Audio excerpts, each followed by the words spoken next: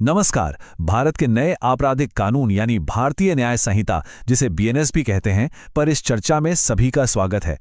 आइए मिलकर समझते हैं कि यह नया कानून न्याय और दंड को किस नजरिए से देखता है। तो चलिए एक बहुत ही बुनियादी सवाल से शुरू करते हैं। एक ऐसा सवाल जो हम सबके मन में कभी ना कभी आता है कि जब कोई अदालत नए कानून के तहत किसी को दोषी ठहरा देती है तो उसके बाद असल में होता क्या है।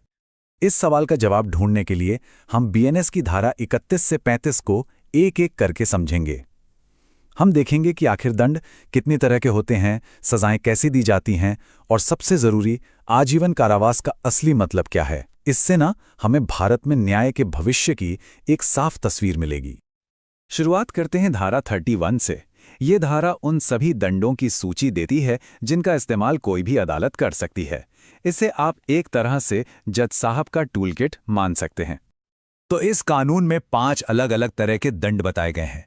इनमें सबसे गंभीर सजा यानी मृत्युदंड से लेकर एक बिल्कुल ही नई और सुधारात्मक सोच तक शामिल है। अब देखिए, इस लिस्ट में जो सबसे दिलचस्प चीज है वो है सामुदायिक सेवा का जुड़ना। ये एक बहुत बड़ा बदलाव है जो ये दिखाता है कि हमारा जस्टिस सिस्टम अब सिर्फ सजा देने से आगे बढ़कर सुधार की तरफ भी देख रहा है।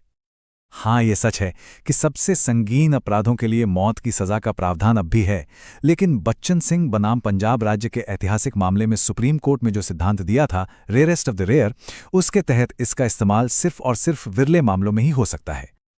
अच्छा, तो हमने ये तो जान लिया कि दंड कितने तरह के हैं, लेकिन सोचिए, जब कोई एक से ज्यादा अपराधों में दोषी पाया जाए तब अदालतें सजा कैसे तय करती हैं।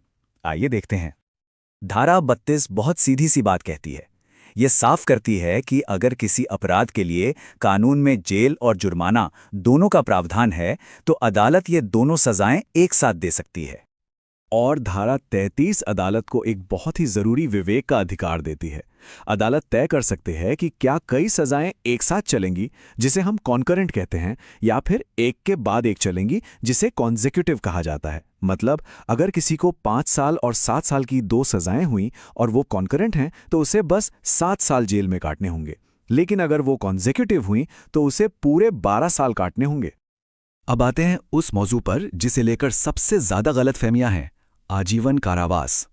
इसका असली मतलब क्या है? चलिए इस मिथक को तोड़ते हैं। एक आम धारणा है जो सालों से चली आ रही है।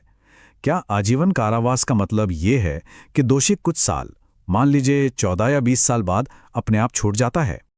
इसका जवाब है बिल्कुल नहीं। ये जो 14 या 20 साल बाद अपने आप रिहाई की बात है ना, ये एक बहुत बड़ी गलतफहमी है। देखिए, बीएनएस की धारा 34 इस पर पूरी तरह से मोहर लगा देती है। वो साफ कहती है कि आजीवन कारावास का मतलब है दोषी व्यक्ति के प्राकृतिक जीवन के आखिरी सांस तक जेल। और ये कोई नई बात नहीं है। सुप्रीम कोर्ट ने गोपाल विनायक गोडसे से लेकर वी श्रीहरन तक कई बड़े फैसलों में बार बार यही बात दोहराई है। तो यह बिल्कुल साफ है कि रिहाई अपने आप नहीं होती, वो सिर्फ सरकार की माफी या किसी न्यायिक आदेश से ही मुमकिन है। चलिए आगे बढ़ते हैं। अब सवाल उठता है कि अगर अदालत ने जुर्माना लगाया लेकिन दोषी उसे चुकाता नहीं है तो क्या होगा? इसका जवाब हमें धारा 35 में मिलता है। कानून इस मामले में बहुत स्पष्ट है। अगर जुर्माना नहीं चुकाया गया तो अदालत उसके बदले में और ज्यादा जेल की सजा सुना सकती है, और ये सजा जो मूल सजा है उसके ऊपर से होती है। तो अब इन सब बातों को एक बड़े परिप्रेक्ष्य में रखकर देखते हैं। ये जो बीएनएस के नए प्रावधान हैं, ये पुराने वाले भारतीय दंड संहिता यानी आईपीसी से कितने अलग हैं। ये टेबल जो मुख्य बदलाव हुए हैं उन्हें साफ साफ दिखाती है। बीएनएस पहली बार सामुदायिक सेवा को एक दंड के रूप में लाता है, सुधार पर इसका जोर ज्यादा है, और आजीवन कारावास जैसी बातों पर आईपीसी के मुकाबले कहीं ज्यादा स्पष्टता देता है। तो इन सब का निचोड़ क्या है? ये 5 धाराएं भारत के क्रिमिनल जस्टिस सिस्टम के बारे में हमें क्या बता रही हैं, किस दिशा में हम जा रहे हैं। सबसे बड़ी बात यह है कि बीएनएस एक ज्यादा आधुनिक कानूनी ढांचा बनाने की कोशिश कर रहा है। एक ऐसा ढांचा जो सजा और सुधार के बीच संतुलन बनाता है और अदालत के विवेक और मानवीय दृष्टिकोण पर बहुत भरोसा करता है।